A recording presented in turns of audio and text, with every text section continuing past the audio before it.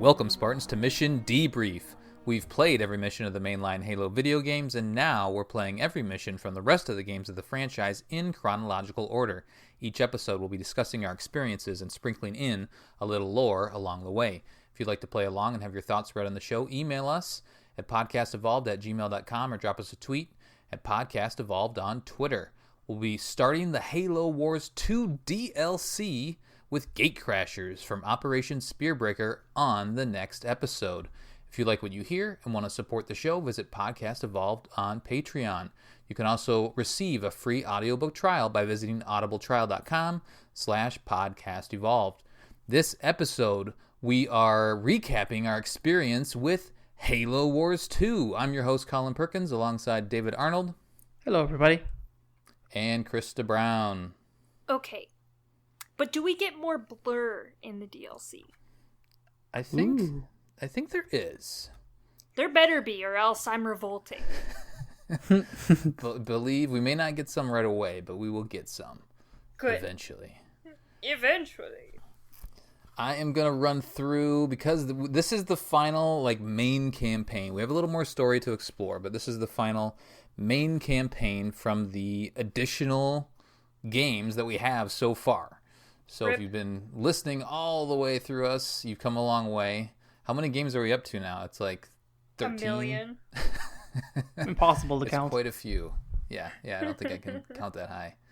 But so I'll run through what we've done so far in the non-FPS games, and then we'll kind of dig into our overall thoughts, do some comparisons back to Halo Wars 1, and we'll have a good time as always with these recap shows. So, all right. So in Halo Wars proper, the Spirit of Fire chases a Covenant fleet that's searching for ancient technology across the galaxy. The Prophet of Regret plans to use a Forerunner fleet stationed inside a flood-infested shield world, but needs a human to activate the ships. The Arbiter, Ripamorami, captures Professor Ellen Anders and forces her to wake the Dreadnoughts. To save humanity from certain doom, Captain James Cutter gives the order to use the Spirit of Fire's FTL drive to destroy the shield world while the ships are still inside. Sergeant John Ford sacrifices himself by manually activating the FTL drive, causing the planet's sun to go supernova while his comrades make a furious escape. The remaining crew, including ship AI Serena and Spartan Red Team, are left floating in space with little hope of rescue. That took place from February 4th, 2531 to February 25th, 2531. And we never heard from them again. Or did we? Bum, bum. In Fireteam Raven, we dropped out of slipspace and explored the mysterious Halo ring that Cortana randomly brought us to. With the help of AI Wellesley, Fireteam Raven battled the Covenant, discovered the Flood, and helped Master Chief use the Pillar of Autumn's fusion reactor to destroy the Ring World superweapon in order to save all life in the galaxy. That took place from September 19th, 2552 to September 22nd, 2552. Now we get our twin stick shooters. Here we go. In Halo Spartan Assault, the Covenant Splinter Sect violated the Treaty of 2552 and attacked the UNSC forces stationed on Dratheus 5. The planet's moon was discovered to be a Forerunner creation that could both build and destroy planets. Spartans Davis and Palmer led the effort to stop the Covenant leader, Mergval, from harnessing the devastating technology, repel the invasion, and evacuate the system. Davis doesn't survive the operation, but Palmer perseveres and honors her fallen comrade. That took place at some point during 2554. Now, in Spartan Strike, during the Battle of New Mombasa, two separate teams of ODSTs obtained critical pieces of Forerunner technology. The Conduit, an artifact with the ability to activate portals across the galaxy, and the location of a portal device. The Conduit is lost as the Prophet of Regret leaves Earth, but it reappears in 2557 on Gamma Halo. Two UNSC Spartans are deployed on separate missions, one to obtain the Conduit and the other to locate the portal device. Both successful, the Spartans retreated to Earth and shut down a second portal located in New Phoenix to stop the Covenant and Promethean invasion. that took place originally back in 2552. That was 1020. And then in July 2557, so Halo 2 time frame and Halo 4 time frame. Now, in Halo Wars 2, after 28 years adrift in space, the UNSC Spirit of Fire is mysteriously transported to the Ark, and its crew is released from cryosleep. Douglas 042, Jerome 092, and Alice 130 are sent to scout the surface of Installation 00 and obtained a logistics AI named Isabel. However, they also encounter the current occupants of the Halo Maker, a vicious conglomerate of Covenant defectors and mercenaries known as the Banished, led by a Girolane named Atriox. Captain Cutter orders a series of operations aimed to reduce the Banished grip on the Forerunner technology that lies within the Ark. Desperate for reinforcements, Red Team helps Isabel neutralize the Banished carrier ship, while Professor Anders releases a new Halo from the installation's foundry.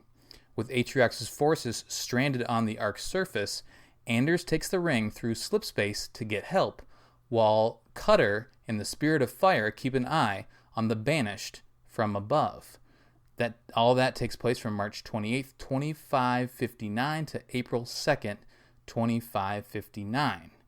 So we did it. We made it through the campaign. Now, how are we feeling with this story, like where we're left? The DLC brings a couple more things, but it's more like little side stories to explore.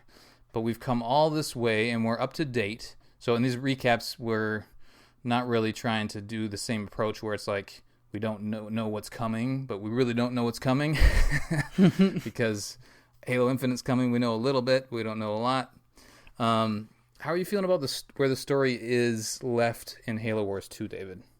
Really excited. And I remember when even the first time I played it, thinking it was weird, but also really liking that you never directly fight Atriox. That he's just a character in the way Cutter is. That he's not on the field. I enjoyed that because of how much I enjoyed the build up of Atriox and being like, they better not make this cool character and kill him off in the one game he's in. Yeah, because I find that really annoying for Halo. So I really like the fact that he is still a major threat at the end, and the game sells that really well of showing you that we know, let's say, boom, this game came out, Halo 5 was already done. I can't remember. I'm blanking. It was, of course. Yep, Halo 5 came out in 2015. This came out in 2017. Yep. Yeah. So we this knew is the furthest advanced. Yep. Yeah, we knew that this took place after Halo 5, which was exciting. Even though it's in a different sphere, we knew it. And then the fact that this game then ends on the cliffhanger it does with sending a Halo ring with Anders on it back to let's say closer to UNSC space, and that's really fucking cool. And I'm because that obviously bridges the gap or kind of links the two spheres of okay, the Ark is so far out of the way with the portal down, it's pretty much almost inaccessible. It takes months to get there, so it's impractical. So they're kind of cut off, and the rest of humanity knows nothing about the Spirit of Fire even now, which is crazy. But it gets really exciting thinking about how they could cross over, and then again, we know with kind of stuff in Infinite and stuff, we can't really talk too much about it, but that's cool. Do you know what I mean? So how this story ended, I really liked. I liked that it sets up that there are huge battles took place, but there's still huge forces in play, and they're still important. So I really enjoyed that. I like where the game ends you off. Atriox he still, it shows this massive army still in the Ark, but he really has no way to get off of the Ark currently. I mean, the Cutter and the UNSC are gonna, try to keep him at bay. But meanwhile, he's on the Ark. He has engineers. He has access to a lot of technology. There's a chance he's gonna figure a way to get off, and then somehow, get back to the larger story. Halo Wars, the first one was, I forget if we talked about if it was meant to be a one-off story, one and done or not, but it was more lore, it's more extended universe and it gave us a way to play with, all these units and vehicles that we always wanted to play with, but we never really have had the chance to because we've always been, Master Chief. So it's interesting. I'm glad that they did this second game in the same RTS format and took the approach of, hey, let's introduce a new faction that could play into the larger story. But I guess the question is, will it, and how soon will it? Krista, what are your thoughts on folding the Banished and this story back into the FPS games? Well, I think two things were accomplished from this game that 343 wanted to kind of do. One, of course, they brought the Spirit of Fire back, but two, they introduced the Banished. They said, here, this is the new big threat in Halo. These are the guys you should be worried about right now. And, here is why. And then they kind of give you the reasons why throughout this book. And also, they kind of bring the arc back into play, but not really. Well, I think they were struggling with the remains of the Covenant, what to do with that, right? Technically at the end of Halo 3, which is a long time ago, the Covenant is no more. Granted, there's a bunch of infighting and power struggles and things like that to keep the Covenant alive, but it was too big of an empire to just fade away after one battle at Earth. Do you know what I mean? It had to destroy itself at that stage because of humanity's forces being so beaten back to the point like there was no way we could have quote unquote won. So this it had to, the way it went was clever and good. Do you know what I mean? And obviously broke apart into factions that let us keep fighting quote unquote the Covenant in later games and stuff like that. So but here's the thing with the sex of Covenant was there wasn't ever a good villain that kind of lived up to the Prophets. Right. The Prophets were great villains. They were so much fun to hate. Yep. They were interesting. They were batshit crazy. They had a lot of history. There were a lot of reasons to hate the Prophets, especially Truth. He was a great character. And games need a good villain. You need to hate someone and have a goal. You need a figurehead, right? Yeah. And I think Atriox, them making Atriox and building him up to be such a great villain was probably the smartest thing for them to do. Because he's probably better than the Prophets ever were. Because the Prophets were never really, they were politically powerful, but they were never powerful in their own right. Atriox is one intimidating award. them. Yeah. Well, they just that's played the game, though. Right? But Atriox is actually like a warrior.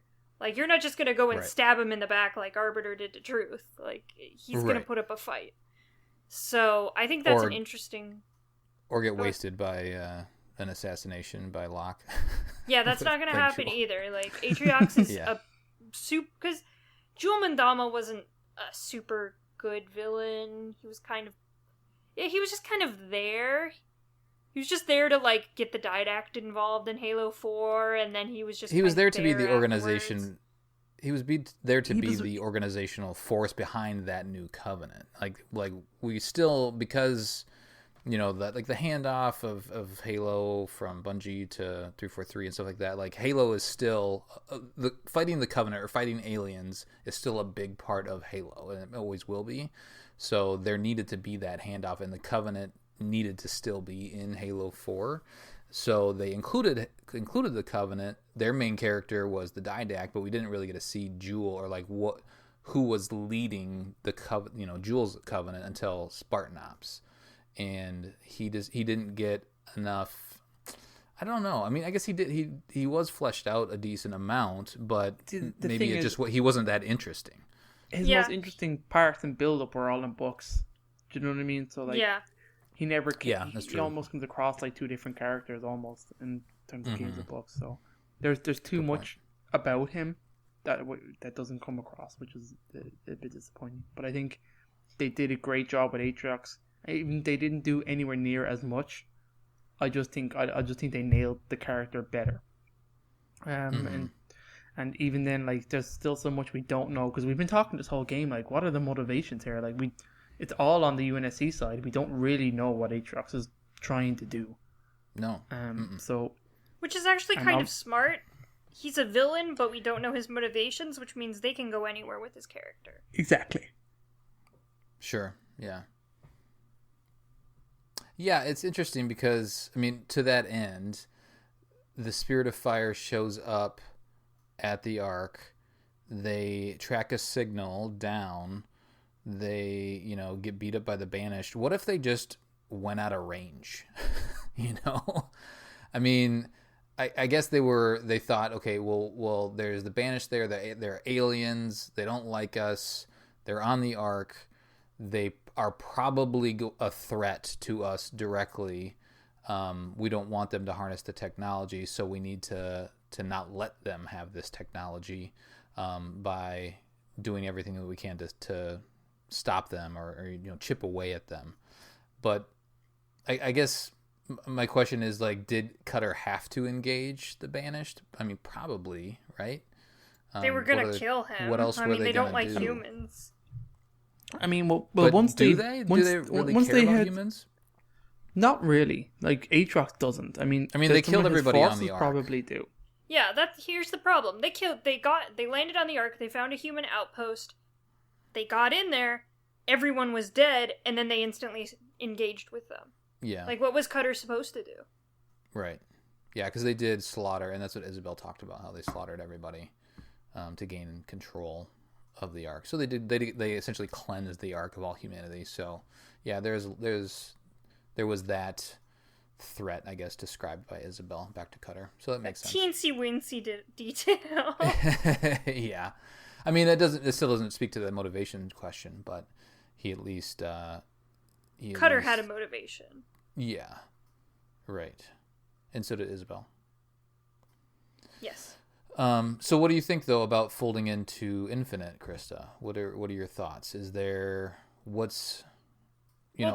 feel like we can talk about that stuff in the recap shows. We'll if you're worried about Infinite spoilers, there's only so much we know about Infinite at this point as of recording. So you're just curious, what you think would make the most sense for the franchise folding.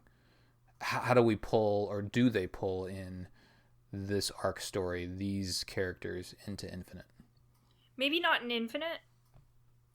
I feel like Infinite's goal is to kind of introduce the Banished into, Halo kind the of wider prime, community, I guess. Yeah, because some people are not going to play Halo Wars. They're just not. Yeah.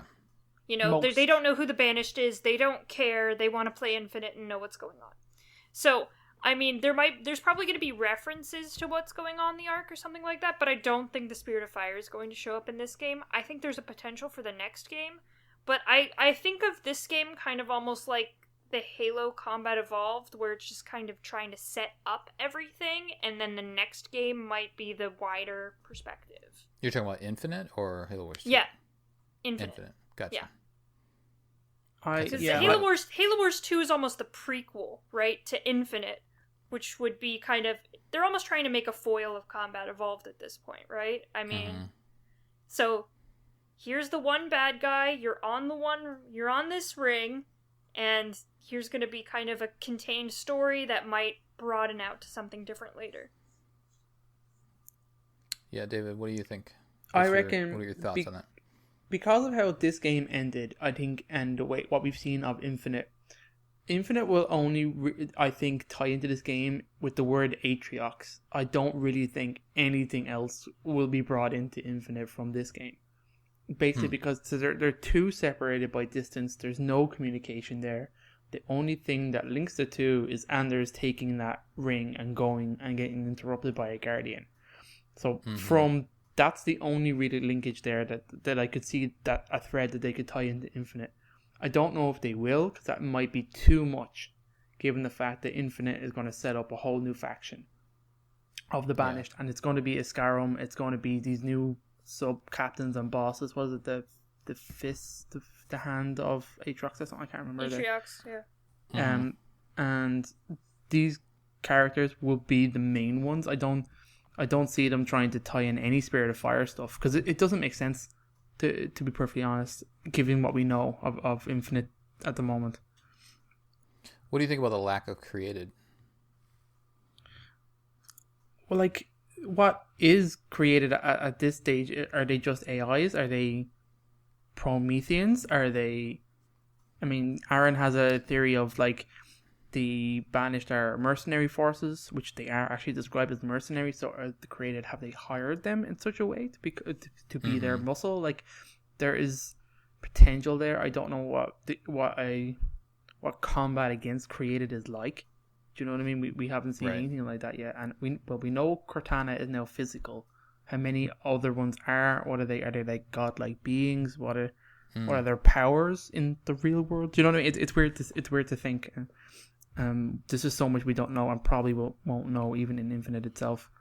It might be for Infinite, for them rebooting the series. It might be too hard of a concept to grasp in the first game.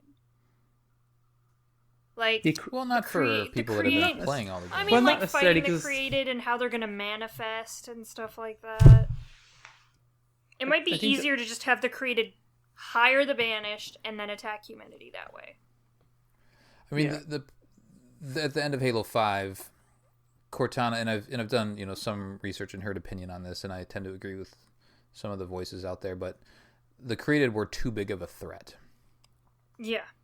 Like they were all powerful with all these guard. Like humanity had no chance, but humanity needed to survive somehow. So it'll be really interesting to how they fill in the gaps and how we find Floaty Chief and what I mean what the actual makeup of the created is. To David's point, that's the biggest mystery to me going into Infinite. What does the created look like in the next Halo game? We don't know that. I mean, we know Cortana's in it because we've heard her voice. She's gonna be involved in some capacity. She has to, but we just don't know. That's the big mystery. So meanwhile we have the Banished, and we've Halo Wars 2 gave us the Banished, and some of the lore, the extended lore, the books have written the Banished into the story to more or less say, hey, they were around the whole time to I don't know, validate or just bring them into the fold. I think they did that pretty effectively through the extended lore stuff. But I think from a casual gamer standpoint is like, well, I'm gonna be playing Halo, I'm gonna be fighting aliens, and this is now the Red Covenant, right? Yep, pretty much. That's pretty much it. But I think, what's also, I mean, this story has, because they've brought the Spirit of Fire to the Ark, and the Ark is a location of a mainline Halo series. I mean, everybody knows the Ark from Halo fans. I think that cements that, like, we're going to go back there. Do you know what I mean? That link is too strong now, I think, that like to leave it to chance or anything, or to leave it a ship wandering in space. They're back. Do you know what I mean? For all intents and purposes, we are going to go back there. The Spirit of Fire, those two storylines are going to overlap. I don't know if we'll get another Halo Wars game, but obviously they've got a perfect setup there of just keeping the event, what's happening on the Ark while the Infinite events are happening. Do you know what I mean? Mm-hmm. It can easily be done. What about the Halo ring itself? So, I mean, that's the other thing. The one created in this game? Halo 5 left off with a Halo ring. It could be any Halo ring, technically. And it could be at any time. They just kind of show it, and then they have Cortana humming over it. You assume that she's humming, connects the created to it. She has the ring, but maybe the not. The huge link here that I think, and I said it in the last show, but like, what really would have made sense to me to tie these two franchises together is like, Anders takes that ring, teleports it, but there's Banished forces on it, and that's what drags the Banished forces into the mainline Halo. Because now you have Anders with her information, you have Banished now being brought into an area where they weren't before, you have a Halo ring to fight on. That all seems like super easy writing to like make a game and have that intersect with Guardians. Clearly you have a Guardian stopping the ring, which links to the current timeline of the created, because the Guardian is there. So like, there you have Guardians, there you have created, there you have Banished, there you have UNSC. And that to me made way more sense. That's where the fight was, that humanity lost that has banished on a ring that's broken. Sure. So it just seems, and obviously it's Day of the Halo, so we know it's definitely not that. But in my brain, that all lined up really nicely to build Infinite like as a game. Right. But like you said, we have this unambiguous ring, and Cortana is singing. It makes sense that we just saw, quote unquote, Anders stare down a Guardian. Who do you think won that fight? Do you know what I mean? 100%. That ring belongs to the created, so that could totally be that ring in Halo 5. So do they have two rings, or is it the same ring? That's the question. But we know, okay, I see what you mean.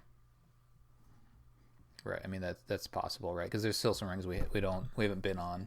So maybe it's a scramble for power that the created have a ring, the banished have taken a ring. Humanity are like, oh shit, we need a ring, so we fight for one, lose. Yeah.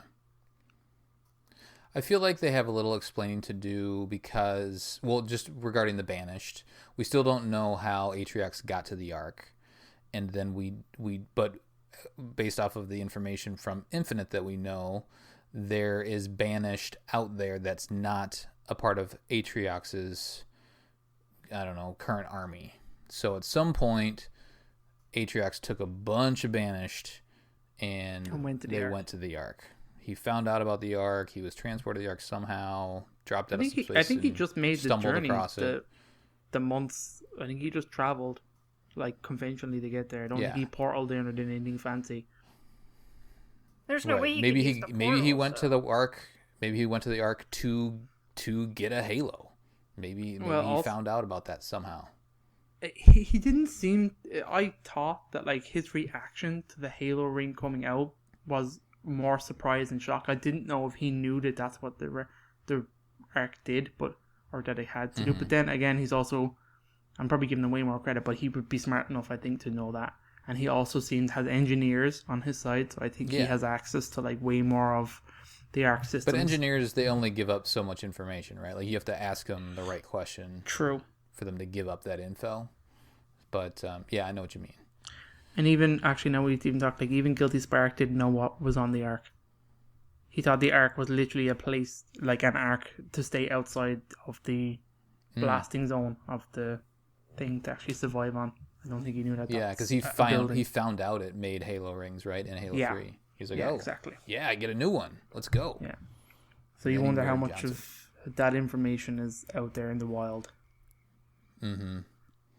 So we don't know how big the Banished really are, because we know that Atriox has a huge force on the Ark. We killed a lot of them in Halo Wars 2, but he didn't take his full force. The rest of the Banished were still left somewhere as he took his army off to the Ark, or this portion of his army off to the Ark, and then I guess we'll find out. So there's a lot of interesting stories that they can still tell, more or less. It'll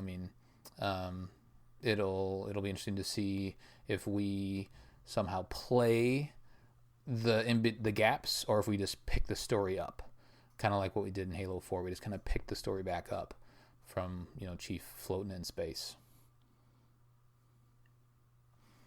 Anything to add, Krista, before we move on? No, I think I'm good. All right. What do you think about just Halo Wars 2 as an RTS game?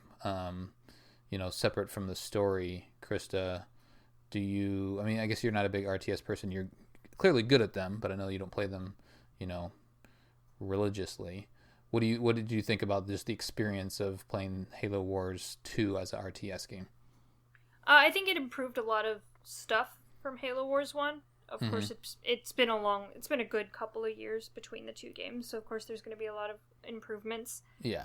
I don't know. It's a lot of fun. It's really enjoyable to play. It really brings in the Halo element. You still feel like you're playing a Halo game, even though it's completely different from a normal Halo game. And I think they use the Halo assets very smartly, like the Scorpions and all the different Halo units that we get in the regular game. I think it's really well implemented. I think it works. I think it's fun. I think it was. Do you think they advanced enough, or like does it set itself apart enough from Halo Wars 1? Did we need Halo Wars 2 from like an RTS standpoint? did it need that refining? I mean, from a story I think standpoint, the new they modes brought forward a lot of things. I think the new modes really sell it, and I ignored all of them, to be honest. But I thought you said we need an RTS. It's hard to say because RTS is a very old genre that is not prevalent, I would say, for the most part. It's PC dominant, so that you get loads of them over there, even if they don't break through to like mainstream. But Halo Wars 2, I thought did spectacular. I know it probably didn't sell gangbusters, but it's a great story. It's really well told. As an RTS game, I thought they did an amazing job of taking the first game, completely different studio, and making a game that felt exactly the same, that played and controlled so well. It's so familiar. I like the changes that they made. I didn't realize how much changes that they made. If you go back to the first episode that we did about, like, I just assumed that by playing Halo Wars 1 that's how Halo Wars 2 played, but it totally wasn't. In terms of how leader powers, base building power, and resources, and how they work being very different. But like the multiplayer mode is not something I'll ever really be interested in. But having Blitz and Blitz Firefight, that's so much fun. Like, that's talk about way that. more You guys fun played. than I said. Yeah. We can transition. So like, I knew it was deck building, but when I see that kind of mechanics, I just zone out. Like, I'm just like, no, I barely pay too much attention to rec packs. I'm just not able for it. But did you open a bunch of your rec packs or your? I had 64 packs? that were untouched. Okay. So I opened all 64 of them. Nice. Before I played. How with did it make Krista. you feel? Meh. I was like, what? I did not know what I was looking at. I'm getting things. Well, and I'm like, that's not what a just hornet opened looks like. them. What the hell is that? He didn't play the game before he opened them, so it meant Okay. nothing to There were no him. context. But then I was Like, looking cool. at units and things, and I was like, that's not real. What the hell is that? And then you have these, like, there's Marines that suck the life. They have they're siphoned. They have these siphon weapons. I was like, "Gee, what the fuck is this? It's like there's Yeah. so many things in there that aren't in the main game.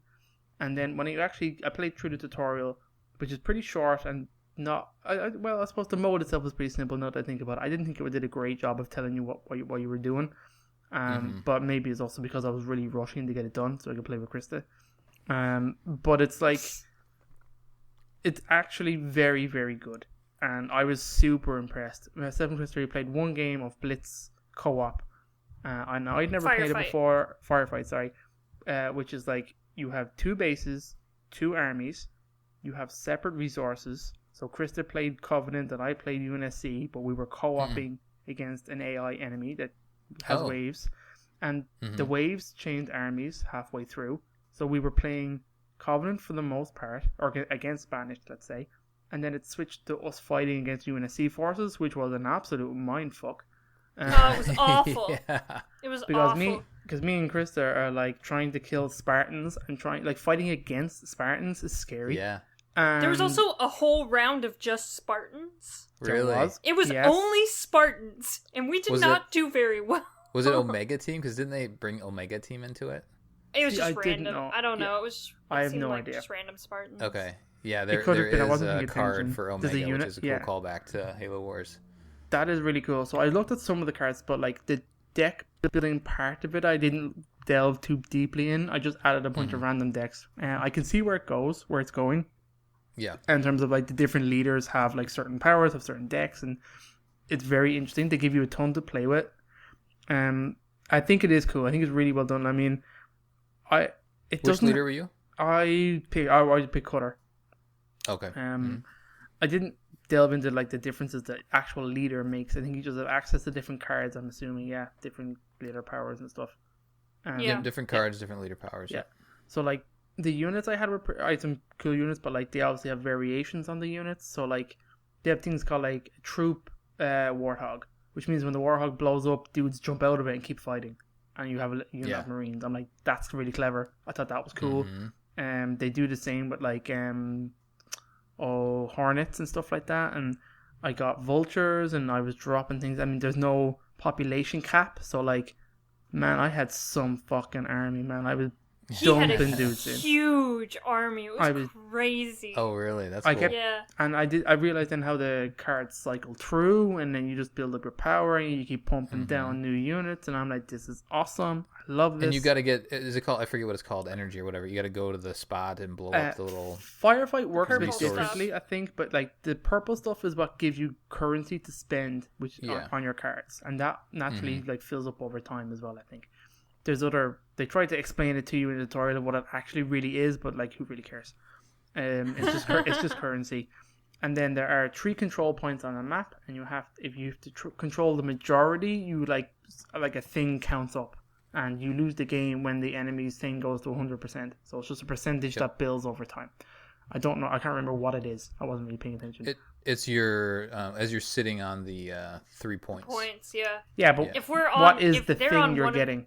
Is kind of what I'm thinking. Like you don't get anything. You're just denying. It's just enemies. domination points. Okay, yeah, it's just a generic thing that you gain. Okay, that's fine.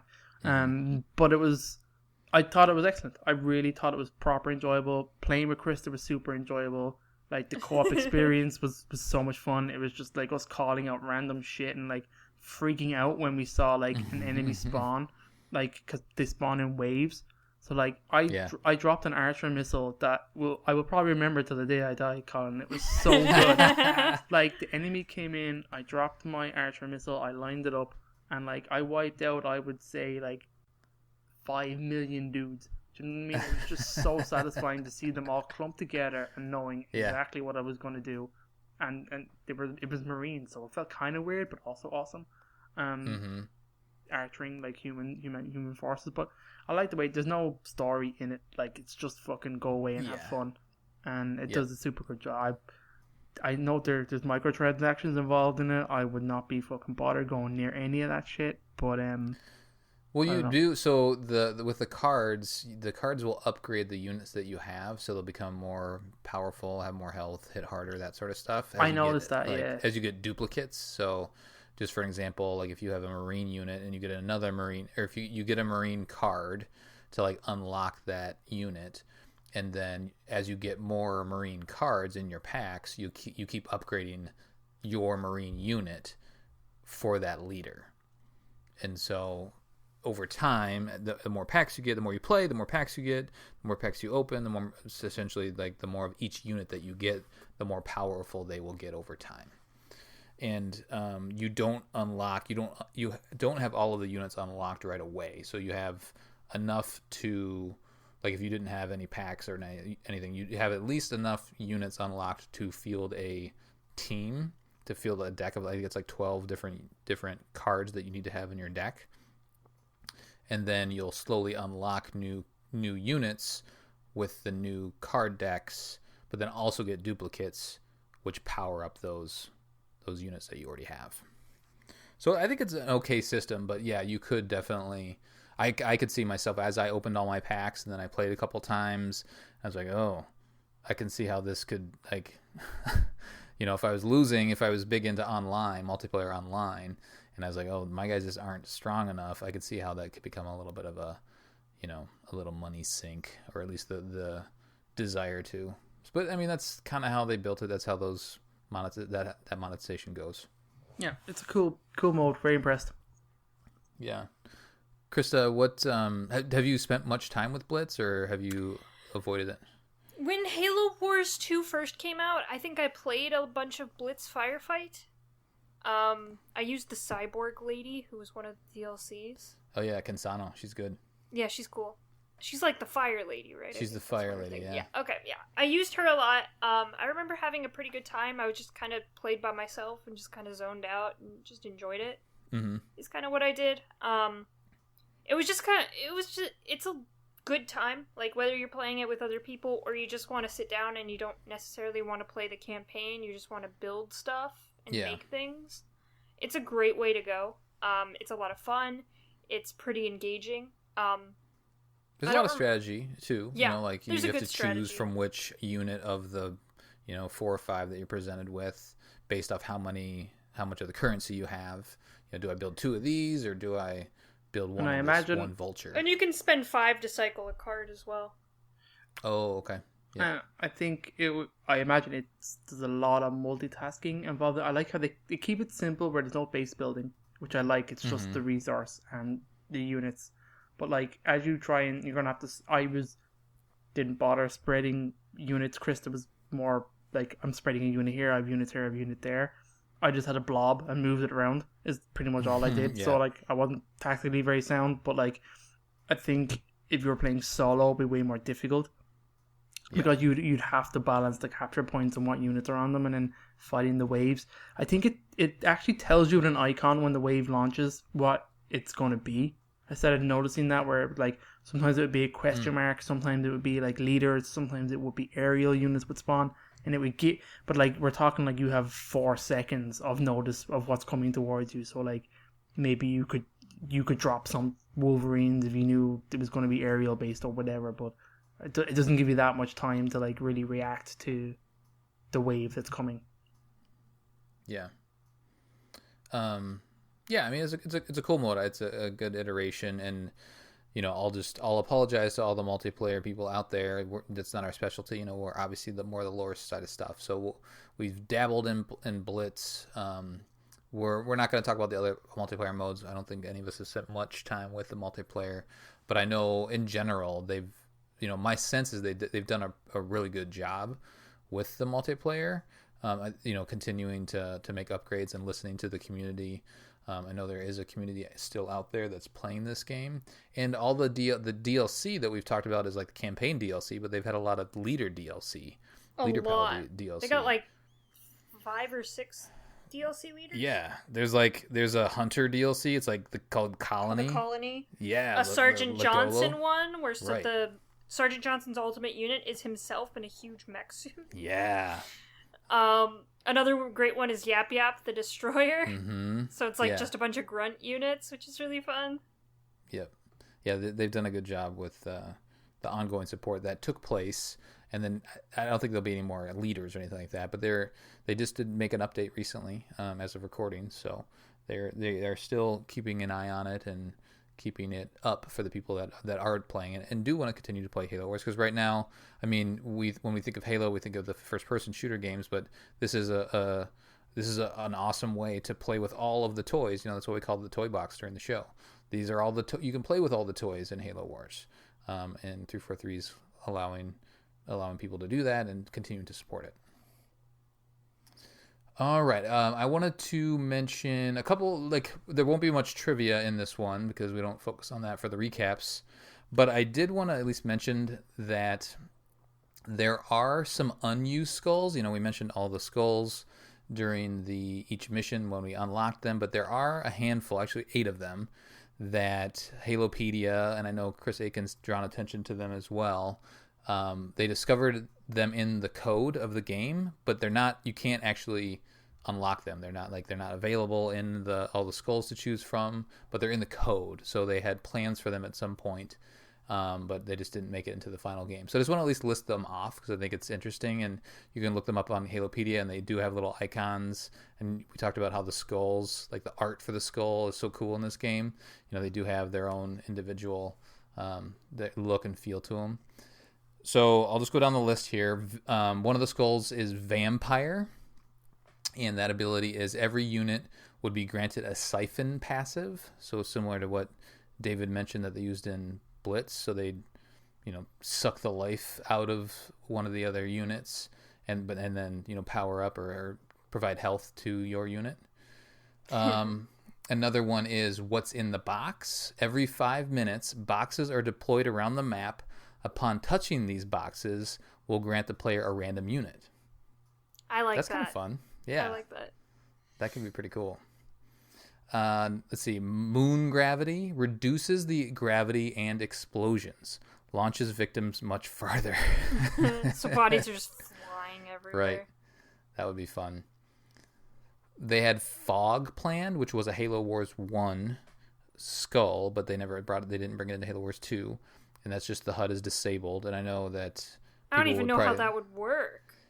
Yeah. I mean, people would probably want that for screenshots and things like that, but I don't know what else you would That would be tough otherwise. You wouldn't be able to see your resources and stuff like Yeah, that. you'd You wouldn't be be able to see guessing. your units when you go all units. You just have to look at them. Yeah. I wonder if there's any other indicator on there, like probably not, but like your resources counting up on the physical fire base or something like that. That'd be kind of cool. To zoom way in. Yeah. The next skull is Iron, which we've seen in other Halo games, and that's just when you failed a mission, you would restart at the start of the mission. There's no checkpoints, and that's a standard Halo skull. They did include one called Nightmare, which is like Iron to the extreme, where there's no saves or checkpoints in the campaign at all. So I think if you have Nightmare on, then you'd have to restart the entire campaign, perhaps. God damn. But so Iron is a little bit lighter version of that. The next one is Look Daddy, which was also a Halo Wars 1 skull. Whenever a grunt unit dies, their gas tanks will send them flying around. Perfect. Yep.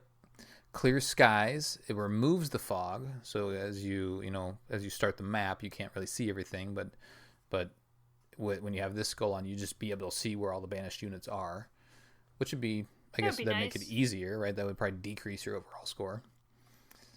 And the last one is Cowbell, which is also Halo Wars 1, and explosions would increase. So bigger explosions, which we all love.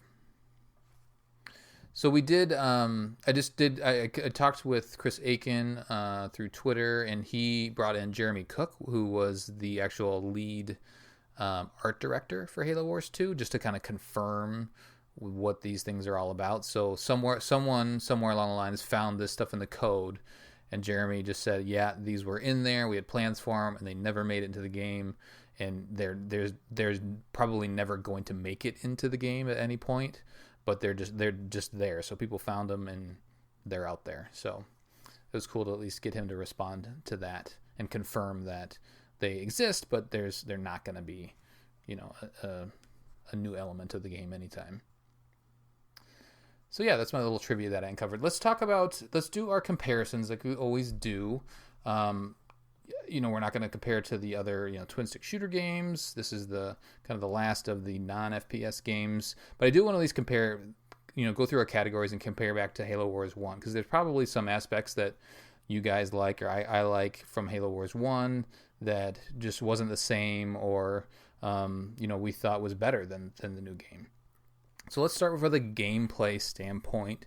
Krista, do you think when you're looking at Halo Wars 2 and Halo Wars 1, is Halo Wars 2 just head and shoulders above Halo Wars 1? Is it obvious like Halo Wars 2 is way better, or is it closer than we think? I think in some regards Halo Wars 2 does a lot better, especially with like the generators and stuff like that. I thought that was a huge improvement. I hated having stupid things all the time. Lightning bolts. So dumb. Yeah, stupid lightning bolts. I hate them. They're very similar. I think some of the units in Halo Wars 2 are better implemented, like the Cyclops. Yeah, it's actually useful. Yeah, it's actually right. useful. So there are a lot of units that just kind of work better. Marines are better. They added a bunch of stuff like snipers. So I think that was a great... They tweaked the units enough so that the units that were weaker in Halo Wars 1 are now, they're all kind of even. They do a very specific thing. Obviously, some units are better than others, but every unit is useful. You don't look at it, except Jackrabbits. You don't look at you don't look at a unit and go, "Why is this in the game?" Except Jackrabbits. What about the leader powers? How their implementation of that was different because we had to unlock them or spend our leader power points to, Yeah, I wasn't as bothered with that, really. I mean, I always seemed to have those leader power points whenever I actually needed them. So yeah, it wasn't always clear when you got them either. It almost seemed like it was like no if you just got to this portion of the mission, you would get another leader point. I never understood I don't know. that. I just opened the wheel and I'd had points to spend, so I just spent them. But I think all in all, like, most of the leader powers are very similar to Halo Wars 1.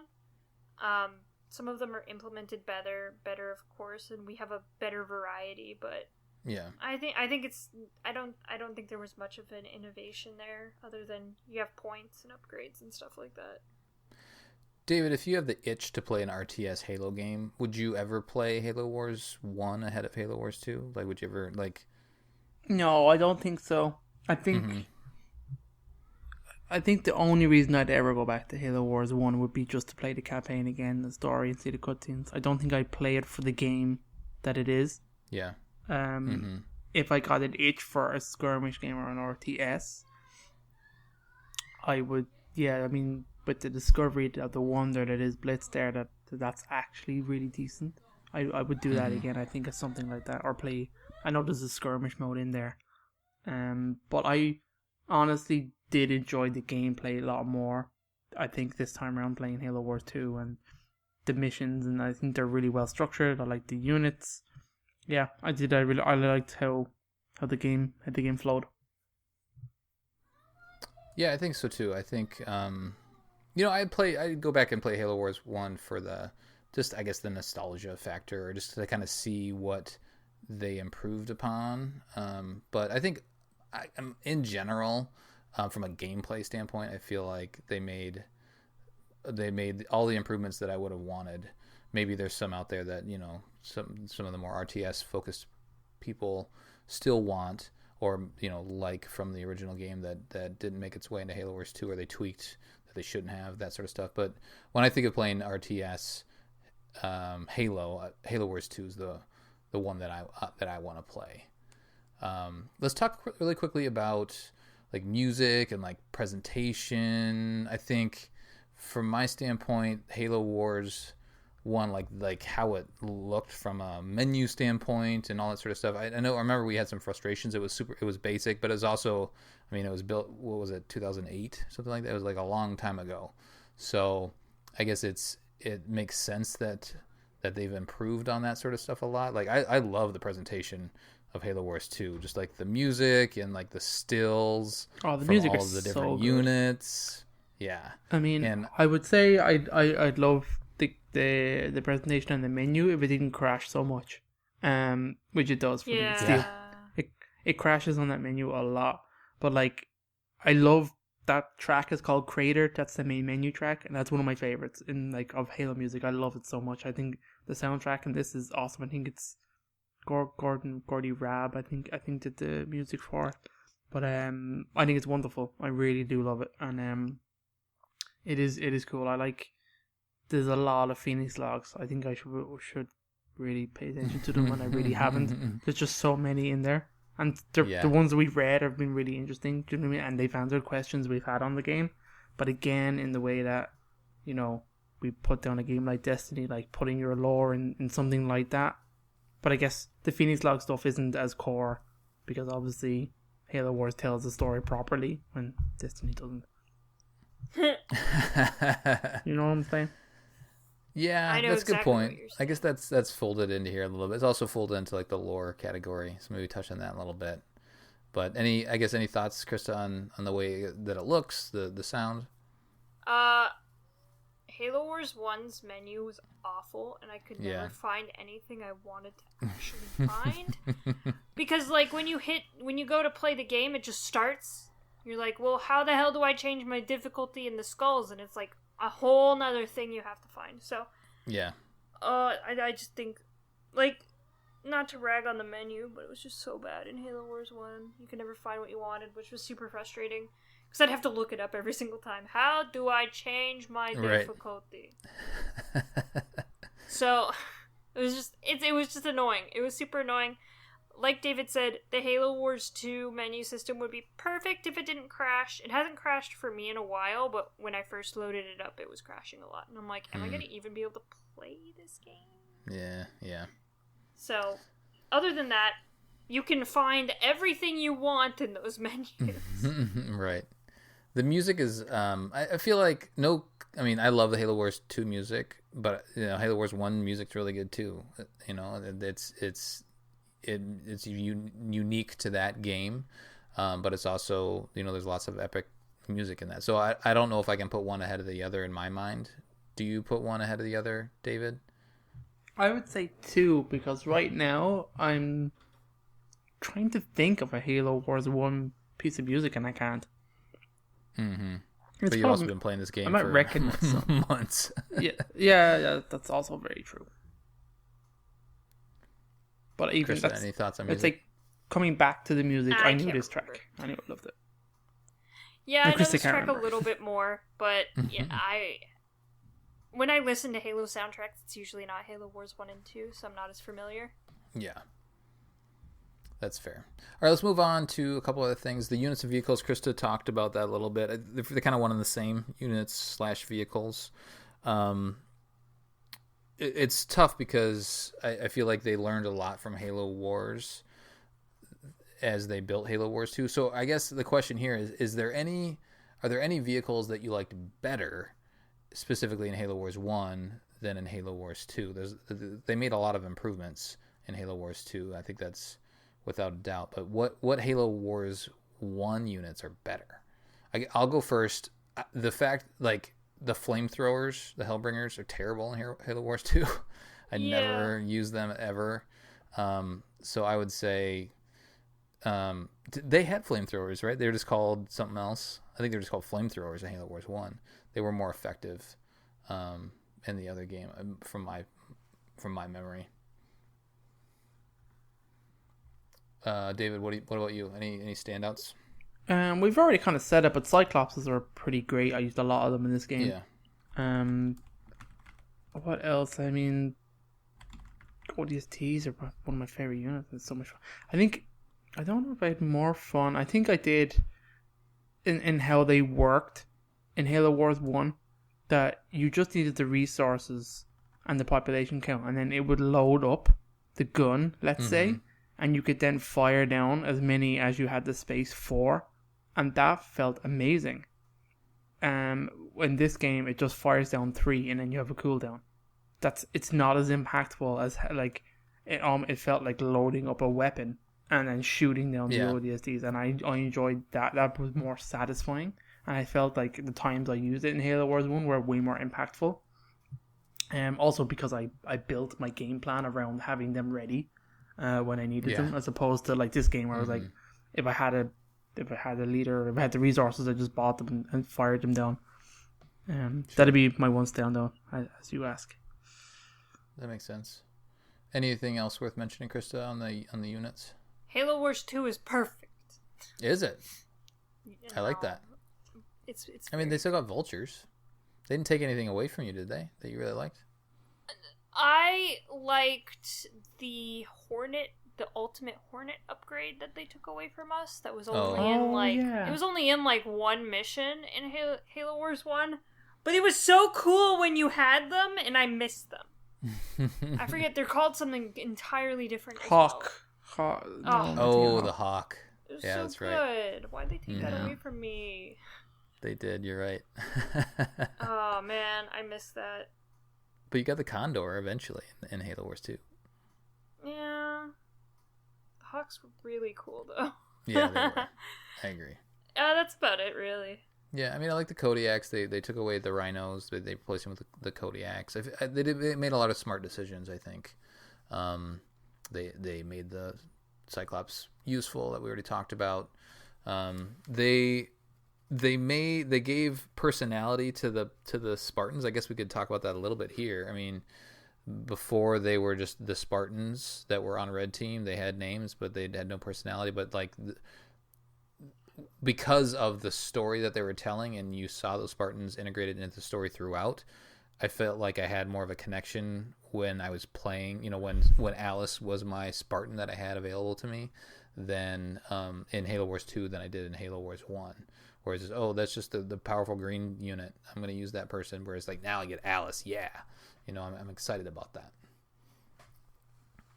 Let's talk about just the Banished. I mean, there's lots to talk about, but I feel like, we've talked about it throughout. But how did you feel about fighting the Banished and all their enemies and the diversity that they brought in Halo Wars 2, David, versus, the Covenant and the Flood in Halo Wars 1? I loved them from aesthetically. I thought they looked great. I think I liked their design. I liked the brutish nature of them. I thought they were pretty cool. They were pretty good. They were a good force to fight against. I like their unique units. Some of them would be like kind of ridiculous, I think, to see in first person, like the Reavers and stuff. I think they're mad looking, bi-legged walkers that shoot rockets over them. That just doesn't seem like Halo, but it works in this game.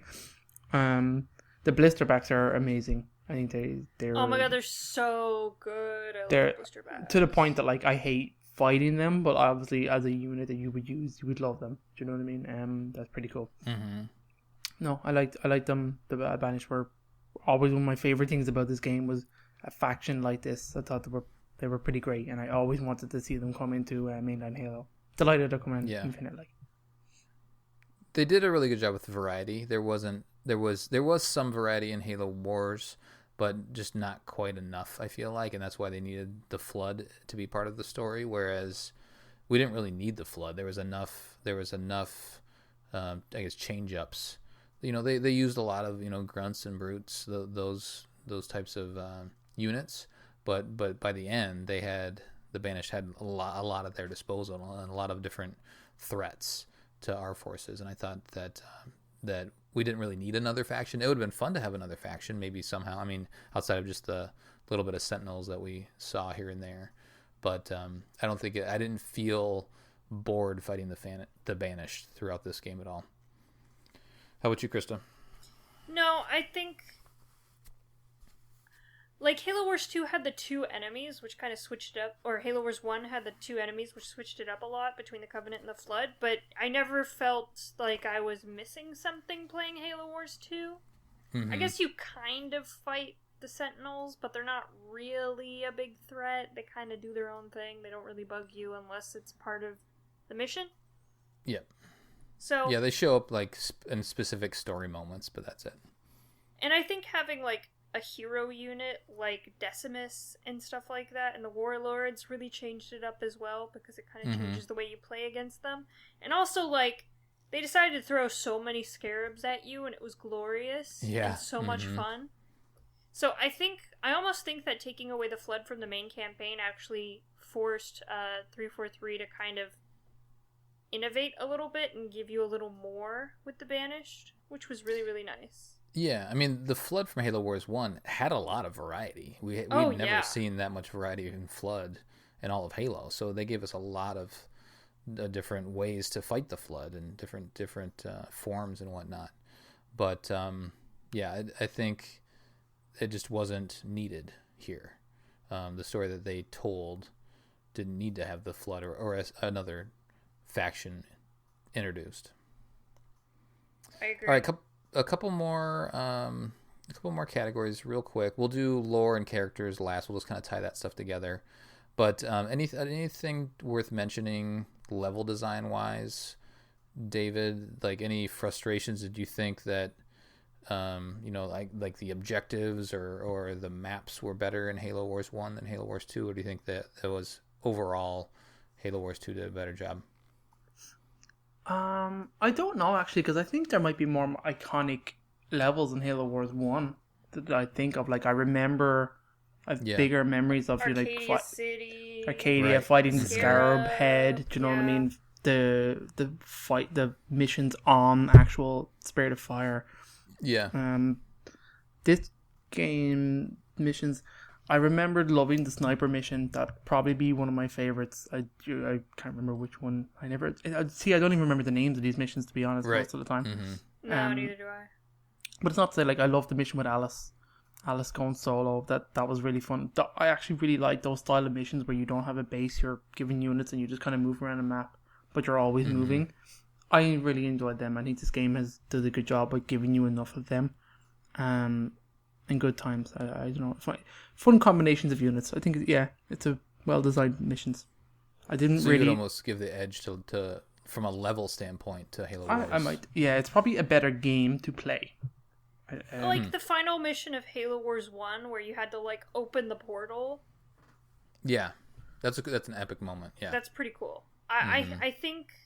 Like, there's some good missions in this one, but I think Halo Wars 1 had a better variety. Because for Halo Wars 2, you're either on the Ark or on the Halo. That's pretty much it. Yeah, that's true. Yeah, I would say there's good variety in Halo Wars 2, but from a I don't know, impactful moments, Halo Wars 1 probably had more of those when you're thinking of like, oh, this level, this level, this level. Whereas the Halo Wars 2 missions kind of all run together, even though there is variety, but there's, I guess they're just not as distinct as Halo Wars from what I remember. Yeah, I remember Halo Wars 2 is more of like an overall campaign instead of individual missions. Yeah. Yeah, that's true. Actually, it's a good way to do it. Which is I guess a good lead into the lore. I mean, that to me tells that statement says to me that they did a good job of telling an interesting story that kept things moving, and you were focused, you were more interested in the story that they were telling than, you know, the gameplay elements of... Oh, I think the Halo Wars 2 story is by far better. Halo Wars 1 had a lot of issues where you moved around a lot, and some of the stuff felt canon breaking and was a little confusing. So I think overall the Halo Wars 2 story is easier to follow and more impactful to the overall universe. Because like Halo Wars 1, like the Flood comes in and it's like, wait, the Flood's here? Right. What? Also, where are we? Are we still in Arcadia or are we on Harvest? What are we doing? Yeah, I think that's one of the kind of the big things about Halo Wars 2 is that it brings you to familiar places and ties you to them, places you're already tied to as a Halo fan, as opposed to Halo Wars, where you go to places you may have heard of, you know, Harvest, Arcadia. These are names you would know, but then you go to like crazy places and then you have crazy objectives. Now, they actually turned out to be, I think, maybe more fun to play around with, but I think the story is definitely easier to follow in Halo Wars. But I loved every bit of story I got in Halo Wars 1 too. Do you know what I mean? Yeah, no, I appreciated it. It took me a couple times to understand exactly what was happening in Halo Wars 1, where in Halo Wars 2 I picked it up immediately. Yeah. I think some of it helped, like with the mission briefings, they did a better job with that, like before they throw it into the gameplay, that sort of stuff. Yeah, that was very nice. You know, the cutscenes are just dropping gorgeous and super memorable. Yeah, it's always clear what you're doing while you're doing it. Mm-hmm. Well, and we're also, like David said, we're already familiar with the arc. We kind of know what it's about. Halo Wars 1 introduced a concept that wasn't really heard of in the Halo universe at the time, which was a shield world. Yeah. And it's not easy to explain a shield world in these small cutscenes. It was sure as hell fun to watch, though. Oh god, it was so... It's great. Halo Wars 1 does a lot for the series, but they try to put in very high level stuff into an RTS, and RTSs don't have very strong stories to begin with. Yeah. Right, just by nature of the... I mean, they're trying to tell a story to move the gameplay forward and have elements that are being introduced make sense. But yeah, I mean, I would say it's a little bit different with Halo. Like, they're trying to inject extended universe, you know, elements into this. Like, this is a platform for them to do that. Whereas, like a standalone RTS maybe wouldn't care as much about a story as, you know, what a franchise would for their RTS entry. Yeah, like a normal RTS, you don't really care about the story. You're just playing the game. RTSs generally aren't the best storytelling devices. Yeah, right. I would agree with that. But that's not the reason you're playing an RTS necessarily. You're playing for that, you know, that management, you know, base building, all that sort of stuff. Yeah, you're playing an RTS to play an RTS. You're not playing an RTS to figure out a story. Mm-hmm. Yeah, as long as it makes some sense, then you're fine. But anyway, what about the characters? So did we miss John Forge in this at all? They didn't mention him at all. They showed his cryo tube, but that's it. I forgot about him a long time ago. They really did just wipe the slate clean with him altogether. which is also fine because at the same time, Halo has a habit of just talking about dead people all the time and writing books and stories about them when they're long dead in the modern day canon. So it's fine that they let him go. Well, because, Kelly Gay has picked up the threads of his story, which I like, and I prefer that route that they did. And if that ever comes in, fuck yeah, Colin, I'm all about it. But I do like the characters they have. I think they took what was good about Halo Wars 1 characters. I think fleshed them out really well here. Because we lose Serena, and that is a big loss. You feel that a little bit. Like, Serena's just like snarky AI. She's like Yeah, but she's like she is in unique. Halo Wars 1, she's the Cortana. She's the one who Yeah. kind of keeps you grounded and interested in what's going on. I don't know, man. Her speech at the start, Cortana, I think. You think so? Yeah, maybe she's like Cortana light or whatever. Yeah. But I did like her, and I thought she was unique enough. Isabel's a completely different character that you warm to over the game. I think they did a good job of that because I wasn't overly impressed with her in the beginning. But then I like that. I like the fact they've taken a different AI that wasn't built for this function and now has to adapt, and that's human nature. And I think that's really clever. Thought that was really well done, showing her coming across her relationship with Cutter. Thought he was amazing again. He is so good, and the facial performances across the board were amazing. They did a hell of a job with Red Team. No, I remember thinking Red Team came out of this way better than they probably did. The second time around playing, I maybe have embellished in my mind, but they did, going from like the Wars 1 to 2, obviously did a way more job. Everyone's gonna Jerome and Alice are properly built characters. Douglas doesn't get as much love, I don't think, but that's okay. I think Red Team they're poised to be something. They could be something more if 343 needed them to be. I think that'd be perfect. I mean, David, I have a question. Can you tell them apart now? Who apart, Colin? You see? It's Red Team. Do you know what I mean? They're just all Alice has the Gatling gun, and Jerome has the rocket launcher. Yeah, something like that. Douglas has the Spartan laser. No, I think Jerome is the beam. I think Douglas is the rockets. Damn it, I had a 50-50 shot. Yeah, I mean, other than that, like the humans, you have obviously, Anders. Anders is a great character. I like her a lot. She's Halsey, not Halsey, but whatever, that's fine.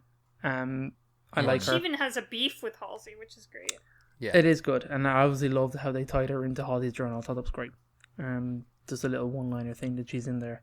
That's really good because obviously you're building. We need to eventually, because the Halo canon is progressing, we need to replace these characters. Do you know what I mean? So we need redundancies, and they're in there. That's fine. On the human side, I can't think of anything more. We could get more, but like as we said in RTS, we don't need loads. I think the characters are there, and each one of them we've mentioned are great. Douglas is the only one that doesn't really get a lot of time. But that's again fine. And then on the other side, the star of the show is there's Aatrox and Decimus, and that's, I think, all that really matters, which is a shame because obviously you have I'm just getting the shipmaster for the Enduring Conviction, Leveler. Like he is way more. He is actually an interesting character, but again, he doesn't exist at all in this game, other than 2 cutscenes maybe. Do you know what I mean? Yeah, exactly. I thought they kind of killed. I mean, Decimus is in the gameplay. It would have been nice to see him fleshed out a little bit more and like why he was the top lieutenant and stuff like that. But I guess the only thing I would have done differently is maybe instead of killing Decimus as the top lieutenant, killing like the second top lieutenant or something like that, and keeping a Decimus like character at his side. Decimus is just your generic brute, so he can be anybody, to be honest. Yeah. Mm-hmm. You can just take any brute and say, he's Decimus 2.0, here's the next brute leader. Sure. He wasn't that unique, I don't think. He was there to be... Well, yeah, they didn't present him to be, but I'm saying like they could have. Like he's got his own, his own unique look and stuff like that, but...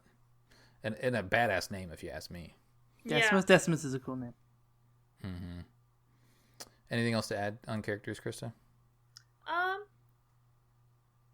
I think Cutter was very well fleshed out. I also think the Spirit of Fire's crew felt like its own character as well. Like, kind of just the people in the background. And I think it was literally just because Cutter referred to them so much. Like, this is our family, blah, blah, blah, blah, blah. Yeah. So I think them bringing the crew into the fold and being like, oh yeah, there are people on the ship doing all this stuff, trying to make sure everything works. Yeah. It gives you a little bit more... Or it gives because they've talked about like 12,000 souls or something like that on the Spirit of Fire. It gives a little bit of a face to who those people are. Yeah. Yeah. And we've analogs to like things like this as well, like things like Battlestar Galactica and Star Trek and stuff like that, where you have spaceships with large populations on them, with captains and how they tie in with their crew and stuff like that. And I think this is another great job of like a sci-fi spaceship with a captain and a group of people who are in something together and become stronger because of it. Again, it's only cutscenes and stuff, but that's fine. I think they need to be there, and like I think Chris is right. Yeah, the way he refers to them is really what makes them stand out and matter. Yeah. Go ahead, Krista. No, I was going to ask you a final question. So okay. Well, I was just going to wrap it up and say that's pretty much, other than what you and David have said, that's really the only standout for me. Who's your favorite character, Krista, in Halo Wars 2? Alice. Okay. David? In Halo Wars 2? We were both Forge people in Halo Wars 1, and he's not around anymore. That's true. I want to say Atriox, but he's not in the game enough, to be honest, and I think that's probably intentional, but like, he's definitely one of my favorite things coming out of this game that exists in the Halo lore. I'm so happy he's there. But I guess probably Cutter. Okay. I think just because I think I enjoyed his performances and like how he came across throughout the game. Every time he was on screen, like something really cool was happening. Yeah. And his responses to like Atriox and stuff, I just liked him. I like him as a person. He's our Captain Keys there, still alive, so I'm pretty happy. He really is. He's the Captain Keys that didn't just get horribly murdered. Yeah, I have to stick to Atriox. I'm loyal to Atriox, but I think you do bring up a good point. Like he's fleshed out more in like the comic and then in the logs a little bit than he actually is in the game. You know, he's got the one big cutscene at the beginning and then another good cutscene towards the middle and end, but that's kind of about it. Yeah, I'm really interested to see what they do with Isabel too. I love Isabel. I think having her on their side with the created threat could be interesting. Knowing what she's done, what she's probably learned from that experience on the Ark. I think that she could be a powerful AI that the UNSC will leverage moving forward. And I'm a big Jerome guy too, so I like Jerome. I like a lot of these characters. All right, let's wrap this up. I guess let's just flat out say which one's better, Halo Wars or Halo Wars 2, David? Oh, I'd have to say 2, just going off everything we've said. Yeah, Krista? Gotta be 2. Yeah, I think so too. They've took a lot of the good things from Halo Wars, and not to say that I think we all enjoyed our time with Halo Wars, but they took a lot of the things that were good from that game, made them better, took the things that we wanted to be better, and just overall the package is a great experience. So I would say if you're choosing between the two, or for some reason you haven't played Halo Wars 2, play that, and that should give you that RTS itch from a Halo standpoint. All right, so we are going to play the DLC from here. So there are two DLC. Yeah, sorry, Krista, you're on the hook for a little more.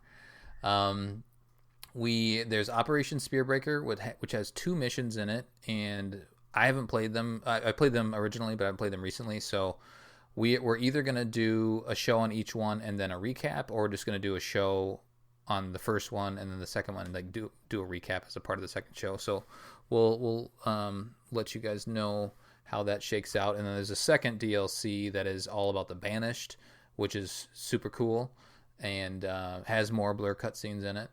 Yeah. And so we'll be covering that as well, and then TBD after that. So we'll see what happens. I would say if you haven't read the Phoenix Logs, I haven't read them all because a lot of them are like about each unit and each character that we probably already know, but I would say spend some time and just kind of go through all of them. There's a ton of them, so I can see how it'd be overwhelming, but chip away at reading those, because there are little nuggets that are interesting in there. And then if you haven't already, go read Kelly Gabe's books, Smoke and Shadow and Renegades, because those are fantastic, and they talk about Spirit of Fire and Forge and all that sort of fun stuff. Yay! All right, let's do the community question quick, and we will get out of here. We're running long. Yeah, super quick. Colin Perkins created a poll. Admin, 4 September, 8:21 p.m. Do you want the Spirit of Fire to make an appearance in Halo Infinite? If yes, how do you want it? So it could be for any episode of Mission Debrief. It's actually very difficult to tell. This is the first time Colin's made a mistake.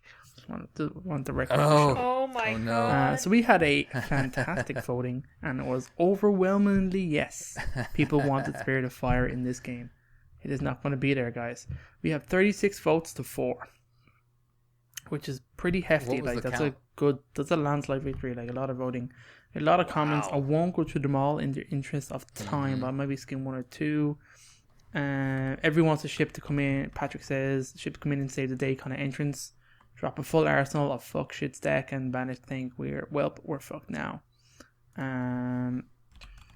Installation Tier 7 is somehow brought to the Ark for repair. Oh, that is interesting. And we find the crew and the Spirit of Fire there as well. That is genius, Jake. Yeah, that is a very nice way of doing those things together. You get a like, Jake. I'll like that now. Yeah. Well done, buddy. Money question show. That's fine. Red team is dope. Wants more Garage. So yeah, I think so. I think a red and blue team reunite would be awesome. Something Anders ring. Something Aatrox. Gotta catch them all. Something red and blue team meet up for a hectic Spartan fun times. That's Richard. That's pretty good. I'll just skim the last few just in case I miss a goodie. Manny says pockets of human resistance are hiding out from the created. Cortana 2.0 has a plan to take Infinity to the Ark and adjust the halos, the firing only affecting the domain. Interesting. Oh, and they find the Spirit of Fire there too. That could be good. Yeah, that's a weird way to say the firing only affecting the domain. I don't know what that would mean. You wouldn't want to fire the domain. I don't know. Yeah, I'm not sure. Yeah, I'm sure Manny meant something else there. But anyway, The domain's what's keeping very the last. AIs Ethan alive. says, "I want the Spirit to crash through a banished cruiser, Infinity style. Could we possibly make any more noise? Infinity drops out of space, crashes through a capital ship next to a destroyed cruiser. I guess so. That's pretty good, Ethan. And I'll leave it there. But thank you all for your responses, guys. Nice. Awesome. Thank you very much. What's Discord have to say? All right, we got 12 for yes, 3 for no. I'm not sure who those 3 people are, but Claptrap says travel to the Ark and Atriox and the Spirit team up with the Infinity to fight Cortana. Matt says, I want to see them mentioned, maybe find a way to tie in Forge, but the ship doesn't actually need to appear. I think it's better if they remain on the Ark, separate from the UNSC, at least for now. Dezuto says, I'd quite like Anders to be Chief's new savant in place of Cortana. I like that. Shadow of Oni Cutter. Master Chief, what are you doing on that ring? Chief, sir, finishing the fight. Hard cut to black as credits roll, and we're forced to wait 3 years for the conclusion of how it happens. Okay. And then David says he fucked up Mission Debrief. No, I didn't. And that's about all I got. That's all right, David. I screwed up Bill's blocks this week, so We're just screwing up here and there. we are. We're all human. No. I did post this on Twitter too. I forgot about that until now. So same question: do you want to see Spirit of Fire make an appearance in Halo Infinite? And on Twitter, we had 131 votes. Holy shit. 68% said yes, and 31% said no. So still yes, but a more resistance on Twitter than the other two. So go check that out. You can see a couple fun responses from there. But we've been running long, so we gotta cut it. That'll do it for a recap of the main campaign of Halo Wars 2. On the next episode, we'll be playing the Halo Wars 2 DLC Operation Spearbreaker Gatecrashers mission. Send us your thoughts at podcastevolved@gmail.com or drop us a tweet at podcastevolved on Twitter. You can also support the show by visiting Podcast Evolved on Patreon. And don't forget that free audiobook trial. Visit audibletrial.com/podcastevolved. Until next time, evolved. Evolved. Whew, that might be our longest one ever.